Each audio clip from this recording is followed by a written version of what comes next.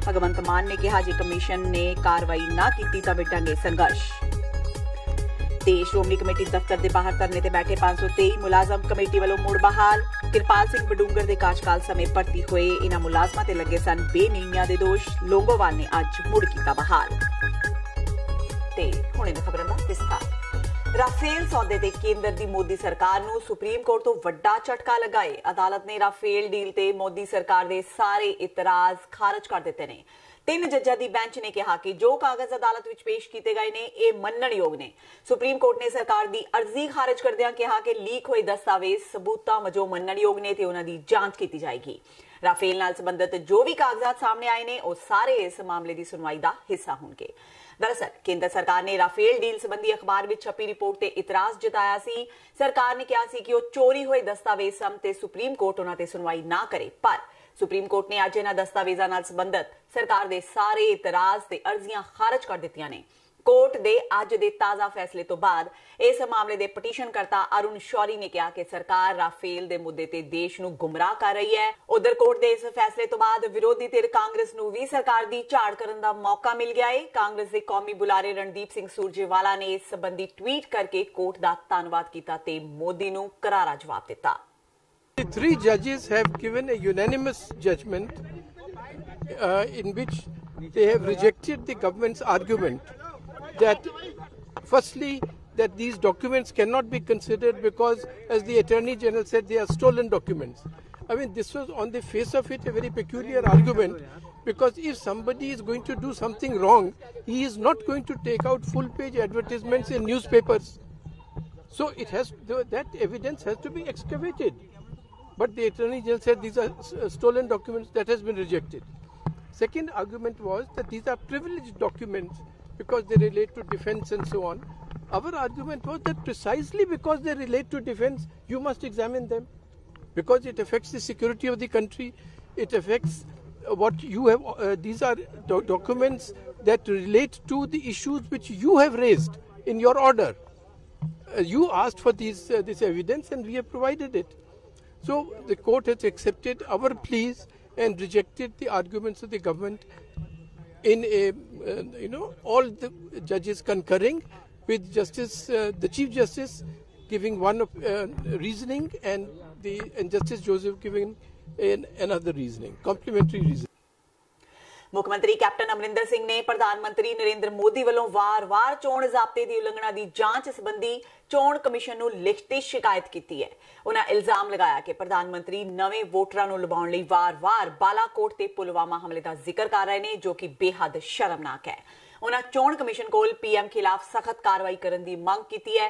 Captain Amarinder Singh ने चोण commission नूं PM Modi के महाराष्ट्र विच संबोधन का जिक्र करदिआं कहा कि यह मोदी वालों चोण ज़ाब्ते की उलंघना का ताज़ा मामला है, जिसनूं मीडिया विच भी सामने लिआंदा गया है। उन्होंने कहा कि अजिहे मामलों नूं नज़रअंदाज करके चोण कमीशन पक्षपात कर रहा है। मुख्य चोण कमिश्नर सुनील अरोड़ा नूं लिखी चिट्ठी विच कैप्टन ने पीएम मोदी वालों नवे वोटरां नूं लुभाउण लई बालाकोट विच कीती एयर स्ट्राइक ते पुलवामा हमले दौरान शहीद हुए जवानां दी शहादत दा इस्तेमाल करन दा सख्त विरोध कीता है। उन्होंने कहा कि कैप्टन नूं अजिहे पक्षपाती विहार विच शामिल होण दी आग्या देना बेहद मंदभागा है। उन्होंने चोण कमिशन वालों इस खिलाफ कार्रवाई ना करन ते सवाल चुके। श्रोमणी अकाली दल के प्रधान ते पंजाब के साबका उप मुख्यमंत्री सुखबीर बादल ने मुख्यमंत्री कैप्टन अमरिंदर सिंह नूं पंजाब का सब तो निकम्मा, नखिद ते नलायक मुख्यमंत्री करार दिता है। सुखबीर बादल अज पटियाला विच अपने उम्मीदवार सुरजीत सिंह रखड़ा के हक विच लोकां नूं संबोधन कर रहे सन। सुखबीर बादल ने कहा कि कुंवर विजय प्रताप सिंह SIT का मैंबर बन के काम नहीं कर रहा सी, सगों कांग्रेस का एजेंट बन के काम कर रहा सी। सुखबीर बादल ने कहा कि चोण कमिशन वालों कुंवर विजय प्रताप सिंह के तबादले तो बाद अमरिंदर सिंह ते उसदे होर करीबियां नूं बहुत मिर्चां लगियां ने। मैं आई कहना चाहना है कि कांग्रेस नूं इन्नियां मिर्चां क्यों लगियां? SIT दे 5 मैंबर है, SIT दे 5 मैंबर है, एक ओदा चेयरमैन है। कंवर विजय प्रताप ना चेयरमैन है, कला एक मैंबर है। असी 4 बाकी मैंबरां दे एतराज नहीं कीता। क्यों ਇਹਦੇ ਤੇ ਕੀਤਾ? क्योंकि आ कांग्रेस ਦਾ ਏਜੰਟ बन के लग्या सी। इलेक्शन कमीशन ਦੇ ਸਾਹਮਣੇ ਅਸੀਂ सबूत ਦਿੱਤੇ कि ਕਿਵੇਂ आ सारी गल कांग्रेस ਦੇ ਛੇ ਤੇ करदा सी। ਤੇ ਇਲੈਕਸ਼ਨ ਕਮਿਸ਼ਨ ਨੇ ਸਾਰਾ ਪੜਤਾਲ ਕਰਕੇ ਇਨਕੁਆਇਰੀ ਕਰਕੇ ਫੈਸਲਾ ਲਿੱਤਾ ਹੈ। ਮੈਂ ਪੁੱਛਣਾ ਚਾਹਣਾ ਇਲੈਕਸ਼ਨ ਕਮਿਸ਼ਨ ਨੇ ਅਸੀਂ ਡੀਸੀ ਬਠਿੰਡੇ ਨੂੰ ਬਦਲਾਇਆ, ਕੈਪਟਨ ਅਮਰਿੰਦਰ ਸਿੰਘ ਕਿਉਂ ਨਹੀਂ ਰੌਲਾ ਪਾਉਂਦਾ ਕਿ ਡੀਸੀ ਬਠਿੰਡਾ ਕਿਉਂ ਬਦਲਾਇਆ? ਕੈਪਟਨ ਅਮਰਿੰਦਰ ਸਿੰਘ ਦੂਜੇ ਜਿਹੜੇ ਅਫਸਰ ਬੁਲਾਏ ਉਹਨਾਂ ਬਾਰੇ ਕਿਉਂ ਨਹੀਂ ਕਹਿੰਦਾ? ਆ ਕਾਂਗਰਸੀ ਕਿਉਂ ਬੋਲੀ ਪਏ? ਅੱਜ ਬਰਗਾੜੀ ਮੋਰਚੇ ਵਾਲੇ ਕਿਉਂ ਬੋਲ ਪਏ? ਹੁਣ ਆਹੀ ਸਵਾਲ ਹੈ। ਬਰਗਾੜੀ ਮੋਰਚੇ ਵਾਲੇ ਕੈਪਟਨ ਨੇ ਬਿਠਾਈ ਸੀ ਉੱਥੇ ਆ ਡਰਾਮਾ ਕਰਨ ਵਾਸਤੇ, ਜਦੋਂ ਕੈਪਟਨ ਨੇ ਚਾਹਿਆ ਉਹਨਾਂ ਨੂੰ ਉਠਾ ਲਿਆ। ਹੁਣ ਉਹਨਾਂ ਦੀ ਗੇਮ ਪਲਾਨ ਹੱਥੋਂ ਪੈਰਾਂ ਉੱਤੋਂ ਜ਼ਮੀਨ ਹਿਲ ਗਈ ਕਿ ਇਲੈਕਸ਼ਨ ਕਮਿਸ਼ਨ ਨੇ ਦੇਖ ਲਿਆ ਕਿ ਅੱਜ ਇਹਨਾਂ ਦਾ ਕੰਮ ਇਲੈਕਸ਼ਨ ਨੂੰ ਉਹ ਅਫਸਰ ਨੂੰ ਵਰਤ ਕੇ ਇਲੈਕਸ਼ਨ ਦੇ ਵਿੱਚ ਮਾਹੌਲ ਖਰਾਬ ਕਰਨਾ ਚਾਹੁੰਦੇ ਸੀ ਤੇ ਹੁਣ ਘਬਰਾ ਗਏ। तो इस करके कैप्टन का कहना ते कांग्रेसियों का बोलना सबूत है कि कंवर विजय प्रताप उन्हां दा एजेंट है। इमरान खान साहब दा भी बयान आया हुणे भी अगर मोदी द्वार को बंद है तो एक जिहड़ा शांतिपूर्वक दा रास्ता खुलेगा, तो उस बयान नूं तुसीं किद्दां देखदे? मोदी साहब तो पक्के बन गए ते मोदी साहब मैं तुहानूं आई कहा एक तगड़े प्रधानमंत्री है। तगड़े प्रधानमंत्री तो दुश्मन डरदा ही हुंदा। एक मैनूं बड़ी हैरानी है कांग्रेस का मुख मंत्री होए होम मिनिस्टर होए ओदी धर्म पत्नी गैंगस्टर नाल उन्होंने शामिल कर दियो। दसा की है आ सारा कुछ हुण फ्रस्ट्रेशन शुरू हो गई है।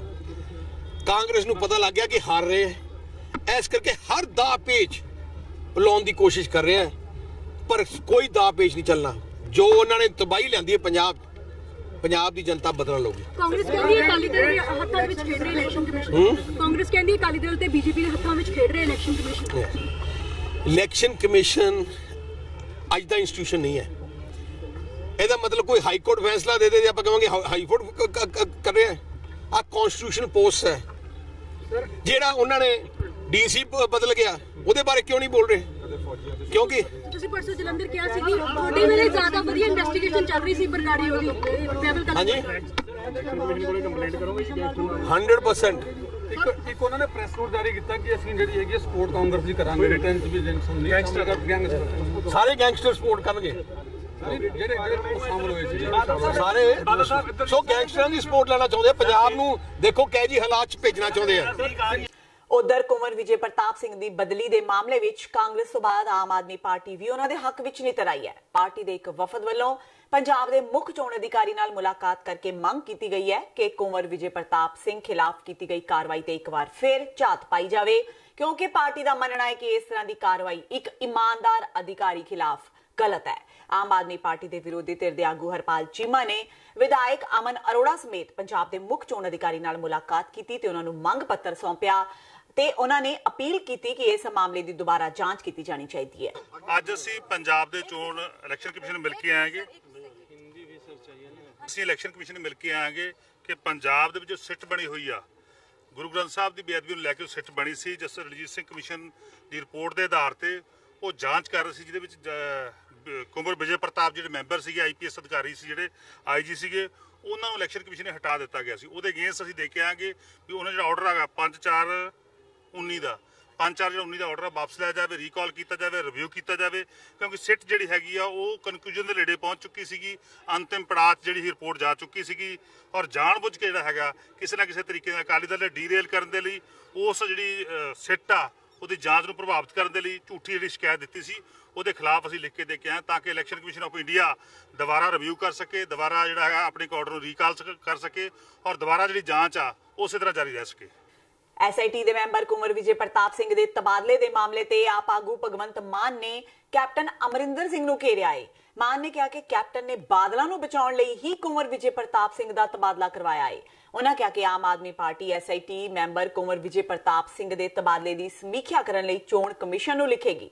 ਭਗਵੰਤ ਮਾਨ ਅੱਜ ਜਲੰਧਰ ਵਿੱਚ ਪੱਤਰਕਾਰਾਂ ਨਾਲ ਗੱਲਬਾਤ ਕਰ ਰਹੇ ਸਨ। ਮਾਨ ਜਲੰਧਰ ਲੋਕ ਸਭਾ ਹਲਕੇ ਤੋਂ ਆਪਣੇ ਉਮੀਦਵਾਰ ਜਸਟਿਸ ਜ਼ੋਰਾ ਸਿੰਘ ਦੇ ਚੋਣ ਦਫ਼ਤਰ ਦਾ ਉਦਘਾਟਨ ਕਰਨ ਪੁੱਜੇ ਸਨ। ਤੇ ਅੱਜ ਕੁੰਵਰ ਵਿਜੇ ਪ੍ਰਤਾਪ ਹੋਰਾਂ ਦਾ ਤਬਾਦਲਾ ਜਿਹੜਾ ਉਹਦੇ ਤੇ ਰਿਵਿਊ ਕਰਨ ਵਾਸਤੇ ਅਸੀਂ ਇਲੈਕਸ਼ਨ ਕਮਿਸ਼ਨ ਨੂੰ ਲਿਖ ਰਹੇ ਹਾਂ, ਕਿਉਂਕਿ ਬੇਅਦਬੀ ਕਾਂਡ ਦੇ ਵਿੱਚ ਇਹ ਤੀਜੀ ਮਰਤਬਾ ਹੋ ਗਿਆ ਕਿ ਉਸ ਜਿਹੜੀ ਵੀ ਕਮਿਸ਼ਨ ਜਾਂਚ ਕਰਦਾ ਉਹਦੀ ਭਾਵੇਂ ਜਸਟਿਸ ਜ਼ੋਰਾ ਸਿੰਘ ਜੀ ਵਾਲੀ ਰਿਪੋਰਟ ਸੀ, ਭਾਵੇਂ ਜਸਟਿਸ ਰਣਜੀਤ ਸਿੰਘ ਵਾਲੀ ਰਿਪੋਰਟ ਹੋਵੇ, ਭਾਵੇਂ SIT ਉਹਨੂੰ ਕਿਤੇ ਨਾ ਕਿਤੇ ਜਾ ਕੇ ਬਾਅਦ ਜਾਂਚ ਰੁਕਵਾ ਦਿੱਤੀ ਜਾਂਦੀ ਹੈ। ਸੁਖਬੀਰ ਬਾਦਲ ਵੱਲੋਂ ਕੁੰਵਰ ਵਿਜੇ ਪ੍ਰਤਾਪ ਹੋਰਾਂ ਦੇ ਖਿਲਾਫ ਬੋਲਣਾ ਇਸੇ ਗੱਲ ਦੀ ਸਬੂਤ ਹੈ ਕਿ ਉਹ ਘਬਰਾਹਟ 'ਚ ਨੇ। ਕੁੰਵਰ ਵਿਜੇ ਪ੍ਰਤਾਪ ਇੱਕ ਇਮਾਨਦਾਰ ਅਫਸਰ ਦੀ ਛਵੀ ਉਹਨਾਂ ਦੀ ਹੈਗੀ ਹੈ ਔਰ ਕੈਪਟਨ ਸਾਹਿਬ ਵੀ ਚਾਹੁੰਦੀ ਸੀ ਕਿ ਕਿਉਂਕਿ ਜਾਂਦੇ ਜਾਂਦੇ ਪ੍ਰਕਾਸ਼ ਸਿੰਘ ਬਾਦਲ ਆਪਣੀ ਸਰਕਾਰ 17 'ਚ 3 ਮਹੀਨੇ ਪਹਿਲਾਂ ਸਾਰੇ ਕੇਸ ਕੈਪਟਨ ਸਾਹਿਬ ਤੋਂ ਵਾਪਸ ਲੈ ਕੇ ਗਏ ਸੀ ਤੇ ਉਹਦੇ ਇਨਾਮ ਵਜੋਂ ਕੁਛ ਨਾ ਕੁਛ ਤਾਂ ਫਿਰ ਕੈਪਟਨ ਸਾਹਿਬ ਨੇ ਵੀ ਵਾਪਸ ਪੇ ਕਰਨਾ। ਸੋ ਇਹ ਉਹਦਾ ਹੀ ਹਿੱਸਾ ਹੈ। ਠੰਡੇ ਬਸਤੇ ਦੇ ਵਿੱਚ ਪਾਉਣ ਦੀਆਂ ਇਹ ਚਾਲਾਂ ਜਿਹੜੀਆਂ ਨੇ ਉਹਨੇ ਭਾਵੇਂ ਠੀਕ ਹੈ ਇੱਥੋਂ ਵਾਲੀਆਂ ਕਚਹਿਰੀਆਂ 'ਚ ਗਵਾਹ ਨੂੰ ਮੁਕਰਾ ਕੇ ਵੱਡੇ ਵਕੀਲ ਕਰਕੇ ਸ਼ਾਇਦ ਬਾਦਲ ਸਾਹਿਬ ਬਚਣ ਦੀ ਕੋਸ਼ਿਸ਼ ਕਰ ਰਹੇ ਹੋਣ, ਪਰ ਪਰਮਾਤਮਾ ਵਾਲੀ ਕਚਹਿਰੀ 'ਚ ਤੇ 19 ਮਈ ਨੂੰ ਜਿਹੜੀ ਲੋਕਾਂ ਦੀ ਕਚਹਿਰੀ ਲੱਗਣੀ ਹੈ ਉਹਦੇ 'ਚ ਉਹਨਾਂ ਲਈ ਕੋਈ ਮਾਫੀ ਨਹੀਂ। ਇਹ ਜਿਹੜਾ ਸਾਬਤ ਹੋ ਜਾਊਗਾ 23 ਮਈ ਨੂੰ ਮਸ਼ੀਨਾਂ ਬੋਲ ਪੈਣਗੀਆਂ। ਤੇ ਸੰਗਰੂਰ ਤੋਂ ਆਮ ਆਦਮੀ ਪਾਰਟੀ ਵੱਲੋਂ ਅਸੀਂ ਮੇਰਾ ਟਿਕਟ ਅਨਾਉਂਸ ਹੋਈ ਆ, ਮੈਂ ਸਾਰੇ ਪੰਜਾਬ 'ਚ ਵੀ ਪ੍ਰਚਾਰ ਕਰੂੰਗਾ ਜਿੱਥੇ ਪਾਰਟੀ ਡਿਊਟੀ ਲਾਊਗੀ। ਅਰਵਿੰਦ ਕੇਜਰੀਵਾਲ ਜੀ ਤੇ ਮਨੀਸ਼ ਸਿਸੋਦੀਆ ਉਹ ਵੀ ਆ ਕੇ ਇੱਥੇ ਪ੍ਰਚਾਰ ਕਰਨਗੇ। ਇੱਕ ਵਾਰ ਦੋਨੋਂ ਅਪ੍ਰੈਲ ਦੇ ਵਿੱਚ ਆਉਣਗੇ, ਐਂਡ ਆਫ ਦਾ ਅਪ੍ਰੈਲ, ਤੇ ਦੂਜੀ ਵਾਰ ਫਿਰ ਮਈ 'ਚ। ਉਸ ਤੋਂ ਬਾਅਦ 10 ਮਈ ਨੂੰ ਕਿਉਂਕਿ ਦਿੱਲੀ 'ਚ ਚੋਣ ਪ੍ਰਚਾਰ ਖਤਮ ਹੋ ਰਿਹਾ ਤੇ 12 ਮਈ ਨੂੰ ਦਿੱਲੀ 'ਚ ਵੋਟਾਂ ਨੇ। ਸੋ 11 ਮਈ ਤੋਂ ਬਾਅਦ ਉਹ ਇੱਥੇ ਹੀ ਰਹਿਣਗੇ, ਪੰਜਾਬ 'ਚ ਹੀ ਰਹਿਣਗੇ ਔਰ ਜਿੱਥੇ ਜਿੱਥੇ ਵੀ ਵਲੰਟੀਅਰਸ ਨੇ ਕਿਹਾ ਜਿੱਥੇ ਜਿੱਥੇ ਵੀ ਉਹਨਾਂ ਦੀ ਲੋੜ ਪਈ ਅਸੀਂ ਉਹਨਾਂ ਨੂੰ ਉੱਥੇ ਲੈ ਕੇ ਜਾਵਾਂਗੇ। ਤੇ ਹੁਣ ਵੇਲਾ ਹੋ ਗਿਆ ਬ੍ਰੇਕ ਦਾ। ਬਾਕੀ ਦੀਆਂ ਖਬਰਾਂ ਇਸ ਬ੍ਰੇਕ ਤੋਂ ਬਾਅਦ।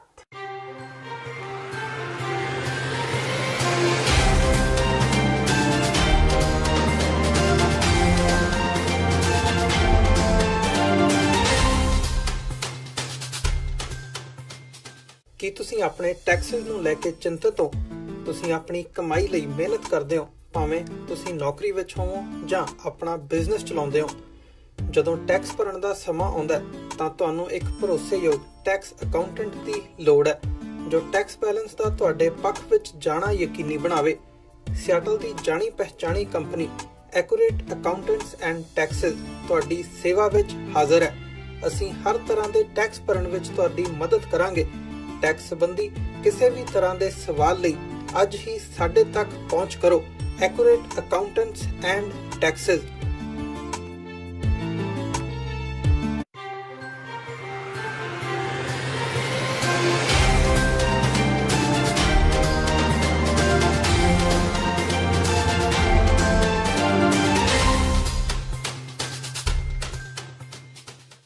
ਬ੍ਰੇਕ ਤੋਂ ਬਾਅਦ ਟੀਵੀ 84 ਦੇ ਖਬਰਾਂ ਦੇ ਬੁਲੇਟਿਨ ਵਿੱਚ ਸਵਾਗਤ ਹੈ। ਵਧਦਿਆਂ ਅਗਲੀ ਖਬਰ ਵੱਲ।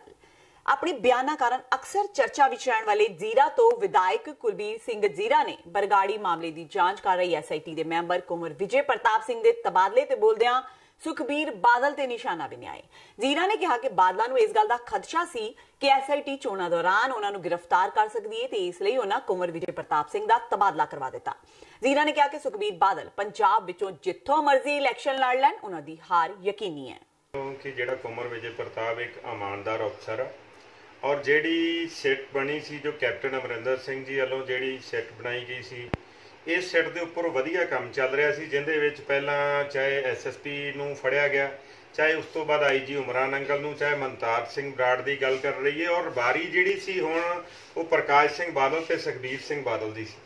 ਔਰ ਇਸ ਕਰਕੇ ਇਸੇ ਡਰ ਤੋਂ ਮਾਰਿਆ ਇਹਨਾਂ ਨੇ, ਕਿਉਂਕਿ ਜਿਹੜੇ ਸਾਡੇ ਇਲੈਕਸ਼ਨ ਕਮਿਸ਼ਨ ਨੇ ਪੰਜਾਬ, ਜਿੰਨਾ ਚਿਰ ਵੀ ਪੰਜਾਬ ਦੇ ਵਿੱਚ ਡੀਸੀ ਦੇ ਅਹੁਦਿਆਂ ਤੇ ਰਹੇ, ਚੰਗੀਆਂ ਚੰਗੀਆਂ ਪੋਸਟਾਂ ਤੇ ਰਹੇ, ਜਦੋਂ ਵੀ ਇਹਨਾਂ ਆਨੰਦ ਮਾਣਿਆ ਉਹ ਬਾਦਲ ਸਰਕਾਰ ਦੇ ਵਿੱਚ ਮਾਣਿਆ ਔਰ ਬਾਦਲ ਸਰਕਾਰ ਨੇ ਜੋ ਕਰਵਾਇਆ ਇਹ ਇਲੈਕਸ਼ਨ ਕਮਿਸ਼ਨ ਨਾਲ ਰਲ ਕੇ ਕਰਵਾਇਆ। ਔਰ ਜਿਹੜਾ ਸੈਂਟਰ ਇਲੈਕਸ਼ਨ ਕਮਿਸ਼ਨ ਆ ਉਹ ਮੋਦੀ ਦੀ ਜਿਹੜੀ ਹੈ ਕਿ ਕਠਪੁਤਲੀ ਜਿਹੜਾ ਕਿ ਬਣ ਚੁੱਕਾ ਔਰ ਇਹਨਾਂ ਨੂੰ ਇੱਕ ਡਰ ਸਤਾਉਂਦਾ ਸੀਗਾ ਕਿ ਜੇ ਉਮਰਾਨ ਅੰਕਲ ਅਰਗੇ ਫੜੇ ਗਏ ਆ, ਮਨਤਾਰ ਸਿੰਘ ਬਰਾੜ ਨੂੰ ਜਿਹੜਾ ਹੈ ਉਹਨੂੰ ਫੜਿਆ ਜਾ ਸਕਦਾ ਹੈ ਤੇ ਜੇ ਇਲੈਕਸ਼ਨਾਂ ਦੇ ਵਿੱਚ ਕਿਤੇ ਸਾਡੇ ਉੱਤੇ ਗਾਜ ਡਿੱਗ ਪਈ ਤਾਂ ਅਸੀਂ ਫਿਰੋਜ਼ਪੁਰ ਵੀ ਹਾਰ ਜਾਾਂਗੇ, ਅਸੀਂ ਬਠਿੰਡਾ ਵੀ ਹਾਰ ਜਾਾਂਗੇ। ਔਰ ਇਸੇ ਕਰਕੇ ਇਹਨਾਂ ਨੇ ਅਜੇ ਤੱਕ ਫਿਰੋਜ਼ਪੁਰ ਤੇ ਬਠਿੰਡਾ ਦੇ ਵਿੱਚ ਇਹਨਾਂ ਨੇ ਉਮੀਦਵਾਰਾਂ ਦਾ ਐਲਾਨ ਨਹੀਂ ਕੀਤਾਗਾ। ਇਹ ਹੁਣ ਸਿੱਟ ਦਾ ਜਿਹੜਾ ਚੇਂਜ ਹੋਣ ਤੋਂ ਬਾਅਦ ਦੇ ਵਿੱਚ ਹੁਣ ਐਲਾਨ ਕਰਨਗੇ, ਪਰ ਇਹ ਆ ਕਿ ਅਸੀਂ ਇਸ ਦੀ ਲੜਾਈ ਜਿਹੜੀ ਹੈ ਕਿ ਉਹ ਲੜਾਂਗੇ ਔਰ ਕੁੰਵਰ ਵਿਜੇ ਪ੍ਰਤਾਪ ਜਿਹੜਾ ਕਿ ਉਹ ਹੀ ਰਹੇਗਾ, ਚਾਹੇ ਸਾਨੂੰ ਜਿੱਥੇ ਵੀ, ਚਾਹੇ ਸਾਨੂੰ ਸੈਂਟਰ ਇਲੈਕਸ਼ਨ ਕਮਿਸ਼ਨ ਤੱਕ ਵੀ ਜਾਣਾ ਪਵੇ। ਲੋਕ ਸਭਾ ਚੋਣਾਂ ਨੂੰ ਲੈ ਕੇ ਸਿਆਸੀ ਅਖਾੜਾ ਪੂਰੀ ਤਰ੍ਹਾਂ ਪੱਕ ਚੁੱਕਾ ਹੈ। ਅਜਿਹੇ ਵਿੱਚ ਸਿਆਸੀ ਪਾਰਟੀਆਂ ਦੇ ਆਗੂਆਂ ਦਾ ਰੁੱਸਣ ਮਨਾਉਣ ਦਾ ਸਿਲਸਿਲਾ ਵੀ ਜਾਰੀ ਹੈ। ਲੁਧਿਆਣਾ ਤੋਂ ਰਵਨੀਤ ਸਿੰਘ ਬਿੱਟੂ ਨੂੰ ਟਿਕਟ ਮਿਲਣ ਤੋਂ ਬਾਅਦ ਵਿਧਾਇਕ ਰਾਕੇਸ਼ ਪਾਂਡੇ ਨਾਰਾਜ਼ ਚੱਲ ਰਹੇ ਨੇ ਤੇ ਉਹਨਾਂ ਨੇ ਰਵਨੀਤ ਬਿੱਟੂ ਨੂੰ ਲੁਧਿਆਣਾ ਤੋਂ ਟਿਕਟ ਮਿਲਣ ਤੇ ਆਪਣੀ ਨਾਰਾਜ਼ਗੀ ਜ਼ਾਹਰ ਕੀਤੀ ਹੈ, ਜਿਸ ਦੇ ਚਲਦਿਆਂ ਹੁਣ ਰਵਨੀਤ ਬਿੱਟੂ ਰਾਕੇਸ਼ ਪਾਂਡੇ ਨੂੰ ਮਨਾਉਣ ਪਹੁੰਚੇ ਨੇ। ਬਿੱਟੂ ਨੇ ਪਾਂਡੇ ਦੇ ਨਾਲ ਉਹਨਾਂ ਦੇ ਘਰ ਵਿੱਚ ਮੁਲਾਕਾਤ ਕੀਤੀ। ਦੱਸ ਦਈਏ ਕਿ ਰਾਕੇਸ਼ ਪਾਂਡੇ ਨੇ ਵੀ ਲੁਧਿਆਣਾ ਤੋਂ ਟਿਕਟ ਦੀ ਦਾਅਵੇਦਾਰੀ ਪੇਸ਼ ਕੀਤੀ ਸੀ, ਪਰ ਉਹਨਾਂ ਦੀ ਥਾਂ ਮੁੜ ਤੋਂ ਬਿੱਟੂ ਨੂੰ ਟਿਕਟ ਦਿੱਤੀ ਗਈ, ਜਿਸ ਕਰਕੇ ਉਹ ਨਾਰਾਜ਼ ਹੋ ਗਏ। ਹਾਲਾਂਕਿ ਸੂਤਰਾਂ ਦੇ ਹਵਾਲੇ ਤੋਂ ਇਹ ਵੀ ਖਬਰ ਸਾਹਮਣੇ ਆ ਰਹੀ ਹੈ ਕਿ ਰਾਕੇਸ਼ ਪਾਂਡੇ ਕਾਂਗਰਸ ਪਾਰਟੀ ਵਿੱਚੋਂ ਅਸਤੀਫਾ ਦੇ ਕੇ ਅਕਾਲੀ ਦਲ ਵਿੱਚ ਸ਼ਾਮਲ ਹੋ ਸਕਦੇ ਨੇ। ਇਹ ਤੁਹਾਨੂੰ ਕੀ ਨਹੀਂ ਕਿਹਾ ਸੀ ਵੀ ਨਾਰਾਜ਼ਗੀਆਂ ਸੀ? ਪਾਂਡੇ ਜੀ ਨੇ ਹਮੇਸ਼ਾ ਇਹ ਗੱਲ ਕਹੀ ਤੁਹਾਡੇ ਚੈਨਲਾਂ ਤੇ ਵੀ ਜਿਹਨੂੰ ਪਾਰਟੀ ਟਿਕਟ ਦੇਗੀ ਅਸੀਂ ਉਸ ਪਾਰਟੀ ਦੇ ਸਿਪਾਹੀ ਆ ਤੇ ਸਿਪਾਹੀ ਦੇ ਤੌਰ ਤੇ ਪਾਰਟੀ ਦੇ ਨਾਲ ਚੱਲਣਾ। ਜਿਵੇਂ ਅਸੀਂ ਹਰ ਰੋਜ਼ ਮੀਟਿੰਗਾਂ ਕਰਦੇ ਆ ਹਰ ਐਮਐਲਏ ਸਾਹਿਬਾਨਾਂ ਨਾਲ, ਜਿਵੇਂ ਰੋਜ਼ ਮੀਟਿੰਗਾਂ ਚੱਲਦੀਆਂ ਵੀ ਕਿਵੇਂ ਇਲਾਕੇ ਦਾ ਪ੍ਰੋਗਰਾਮ ਬਣਨਾ ਹੈ, ਤੇ ਉਹ ਪ੍ਰੋਗਰਾਮ ਆ ਜਿਹੜਾ ਅੱਜ ਸਾਰੇ ਕਾਉਂਸਲਰ ਸੱਦ ਕੇ ਉਹ ਮੀਟਿੰਗਾਂ ਜਿਹੜੀ ਅੱਜ ਪਾਂਡੇ ਜੀ ਨੇ ਕੀਤੀ ਹੈ। ਪਰ ਹਾਂ, ਇੱਕ ਚੈਨਲ ਤੇ ਹੁਣੀ ਸਾਨੂੰ ਪਤਾ ਲੱਗਿਆ ਵੀ ਇਹ ਗੱਲ ਚੈਨਲ ਤੇ ਚੱਲ ਰਹੀ ਸੀ। ਇਹ ਪਰਿਵਾਰ ਉਹ ਪਰਿਵਾਰ ਆ ਜਿਨੇ ਪਾਰਟੀ ਖਾਤਰ, ਦੇਸ਼ ਖਾਤਰ, ਕੌਮ ਖਾਤਰ ਆਪਣਾ ਖੂਨ ਦਾ ਕਤਰਾ ਡੋਲਤਾ।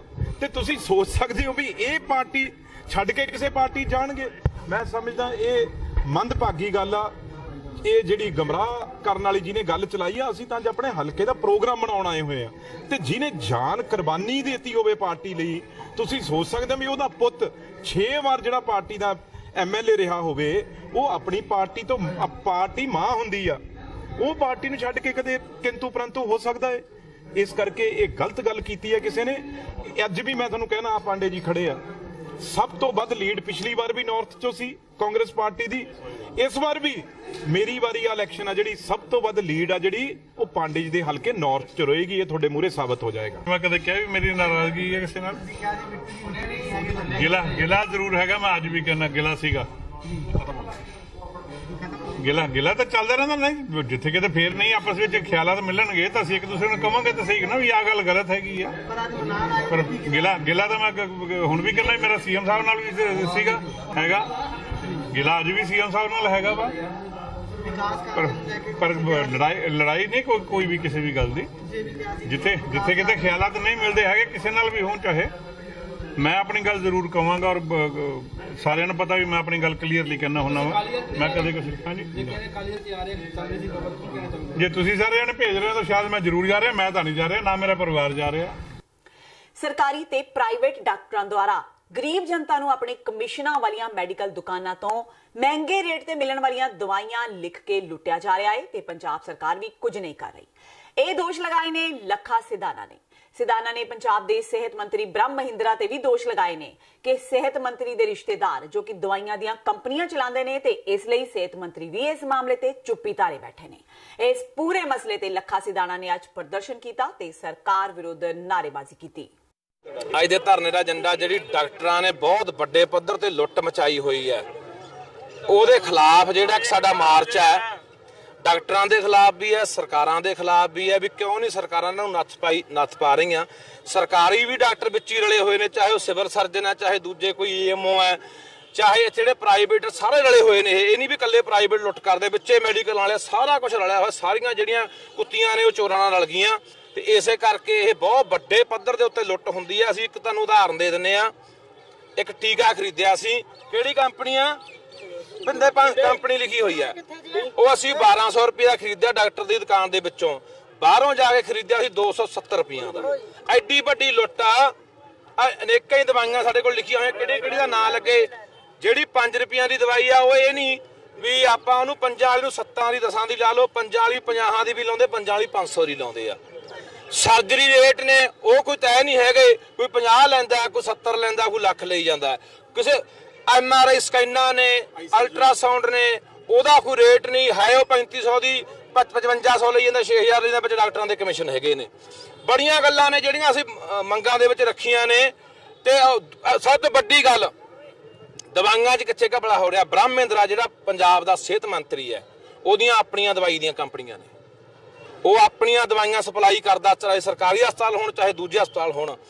ਜਿਹੜਾ ਪਵਨ ਬਾਂਸਲ ਹੈ ਚੰਡੀਗੜ੍ਹ ਤੋਂ, ਜਿਹਨੂੰ ਟਿਕਟ ਦਿੱਤੀ ਹੈ ਇਹਨਾਂ ਨੇ MP ਦੀ ਉਹਦੀਆਂ ਆਪਣੀਆਂ ਦਵਾਈਆਂ ਦੀਆਂ ਕੰਪਨੀਆਂ ਨੇ। ਇਹ ਛੋਟੀਆਂ ਮੋਟੀਆਂ ਗੱਲਾਂ ਨਹੀਂ, ਬਹੁਤ ਵੱਡੇ ਘਰਾਣੇ, ਬਹੁਤ ਵੱਡੇ ਪੱਧਰ ਦੇ ਮੰਤਰੀ ਜਿਹੜੇ ਇਹਦੇ ਸ਼ਾਮਲ ਨੇ। ਬਹੁਤ ਵੱਡੀ ਲੁੱਟ ਹੈ ਪੰਜਾਬ ਦੇ ਲੋਕਾਂ ਦੀ। ਅਸੀਂ ਚਾਹੁੰਦੇ ਹਾਂ ਕਿ ਪੰਜਾਬ ਦੇ ਲੋਕ ਜਾਗਣ ਤਾਂ ਜਾ ਕੇ ਲੁੱਟਾਂ ਜਿਹੜੀਆਂ ਬੰਦ ਹੋਣੀਆਂ। ਆਹ ਜਿਹੜੀ ਅਸੀਂ ਮੁਹਿੰਮ ਅੱਜ ਬਠਿੰਡੇ ਤੋਂ ਸ਼ੁਰੂ ਕਰਤੀ ਹੈ, ਇਹ ਚਾਹੁੰਦੇ ਹਾਂ ਪੂਰੇ ਪੰਜਾਬ 'ਚ ਸ਼ੁਰੂ ਹੋਣੀ ਚਾਹੀਦੀ ਹੈ। ਪੰਜਾਬ ਦੇ ਹਰ ਜ਼ਿਲ੍ਹੇ ਦੇ ਵਿੱਚ, ਪੰਜਾਬ ਦੇ ਹਰ ਸ਼ਹਿਰ, ਹਰ ਪਿੰਡ 'ਚ ਸ਼ੁਰੂ ਹੋਣੀ ਚਾਹੀਦੀ ਹੈ।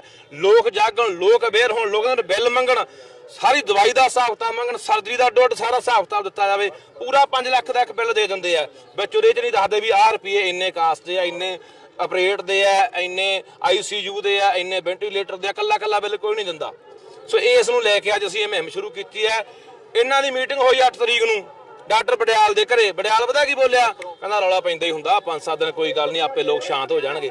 ਇਹ ਭੁਲੇਖੇ 'ਚ ਨੇ, ਇਹ ਰੌਲਾ ਇੱਥੇ ਨਹੀਂ ਰੁਕਣ ਵਾਲਾ, ਕਿਉਂਕਿ ਇਹਨਾਂ ਨੂੰ ਪਤਾ 2008 'ਚ ਰੌਲਾ ਪਿਆ, 2013 'ਚ ਰੌਲਾ ਪਿਆ। ਹਫ਼ਤਾ 10 ਦਿਨ ਲੋਕ ਕਿਹਨਾਂ ਰੌਲਾ ਪਾਉਂਦੇ ਆ, ਇਹ ਚੁੱਪ ਹੋ ਜਾਂਦੇ ਆ ਜਾਂ ਹੜਤਾਲ ਕਰਨ ਤੇ ਆ ਗਏ ਵੀ ਇਹ ਕਹਿੰਦੇ ਅਸੀਂ ਲੁੱਟ ਨਹੀਂ ਬੰਦ ਕਰਨੀ, ਕੰਮ ਬੰਦ ਕਰ ਦਿਆਂਗੇ। ਕਾਰਨ ਕੀ? ਵੀ 2 ਦਿਨ ਹਸਪਤਾਲਾਂ ਦਾ ਕੰਮ ਬੰਦ ਕਰੋ, ਲੋਕ ਚੀਕਾਂ ਮਾਰਨਗੇ, ਲੋਕ ਸਾਡੇ ਖਿਲਾਫ ਹੋ ਜਾਣਗੇ ਵੀ ਹਾਂ ਦੇਖੋ ਜੀ ਲੱਖਾਂ ਕਹਿੰਦੇ ਸਾਡੇ ਮਰੀਜ਼ ਮਰਵਾਤੇ।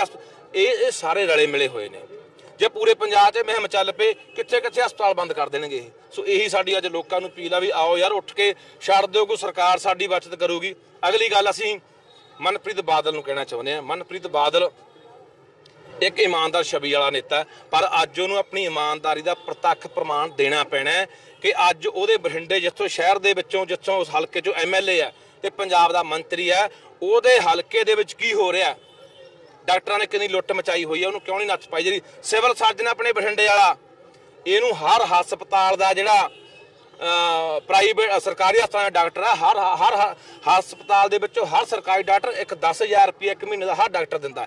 ਉਹਦਾ ਪਤਾ ਕੀ ਨਾਂ ਰੱਖਿਆ ਇਹਨਾਂ ਨੇ? ਕਿਹੜਾ ਭੱਤਾ? ਕੋਡ ਵਰਡ RK ਭੱਤਾ, ਰਾਜੀ ਖੁਸ਼ੀ ਭੱਤਾ। ਵੀ ਤੂੰ ਵੀ ਰਾਜੀ, ਅਸੀਂ ਵੀ ਖੁਸ਼। ਤੇ ਉੱਥੇ ਰੋਕਦੇ ਨਹੀਂ। ਉਹ ਕਿਉਂ ਦਿੰਦੇ ਆ? ਵੀ ਅਸੀਂ ਜਿਹੜੀ ਮਰਜ਼ੀ ਬਾਹਰੋਂ ਦਵਾਈ ਲਿਖੀ ਹੈ, ਜਿੱਥੋਂ ਮਰਜ਼ੀ ਬਾਹਰੋਂ ਟੈਸਟ ਲਿਖੇ, ਤੂੰ ਸਾਨੂੰ ਕੁਝ ਕਹਿਣਾ ਨਹੀਂ। ਸ਼੍ਰੋਮਣੀ ਕਮੇਟੀ ਨੇ ਪਹਿਲਾਂ ਫਾਰਗ ਕੀਤੇ ਗਏ 523 ਮੁਲਾਜ਼ਮਾਂ ਨੂੰ ਬਹਾਲ ਕਰ ਦਿੱਤਾ ਹੈ। ਸ਼੍ਰੋਮਣੀ ਕਮੇਟੀ ਵੱਲੋਂ ਕੱਢੇ ਗਏ ਮੁਲਾਜ਼ਮਾਂ ਨੇ ਆਪਣਾ ਧਰਨਾ ਵੀ ਖਤਮ ਕਰ ਦਿੱਤਾ ਹੈ। ਦੱਸ ਦਈਏ ਕਿ ਪਿਛਲੇ 13 ਦਿਨਾਂ ਤੋਂ ਇਹ ਮੁਲਾਜ਼ਮ ਸ਼੍ਰੋਮਣੀ ਕਮੇਟੀ ਦੇ ਮੁੱਖ ਦਫ਼ਤਰ ਦੇ ਬਾਹਰ ਭੁੱਖ ਹੜਤਾਲ ਤੇ ਬੈਠੇ ਸਨ। ਬਹਾਲ ਕੀਤੇ ਜਾਣ ਤੋਂ ਬਾਅਦ ਹੜਤਾਲੀ ਮੁਲਾਜ਼ਮਾਂ ਵੱਲੋਂ ਭੁੱਖ ਹੜਤਾਲ ਤੇ ਰੋਸ ਧਰਨਾ ਖਤਮ ਕਰ ਦਿੱਤਾ ਗਿਆ।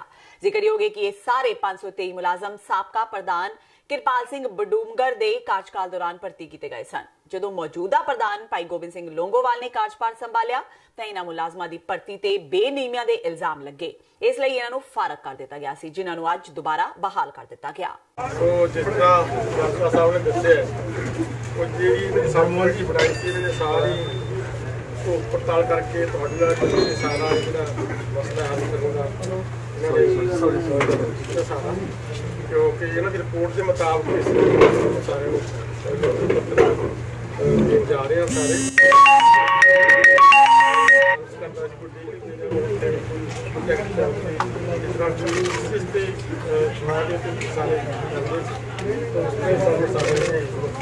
ਦਫ਼ਤਰੀ ਕਾਰਵਾਈ ਦੇ ਨਾਲ ਸਾਰੇ ਦਫ਼ਤਰ ਸਾਰਿਆਂ ਨੂੰ ਮਿਲ ਬੋਲੇ ਸੋਨਾਲੇ।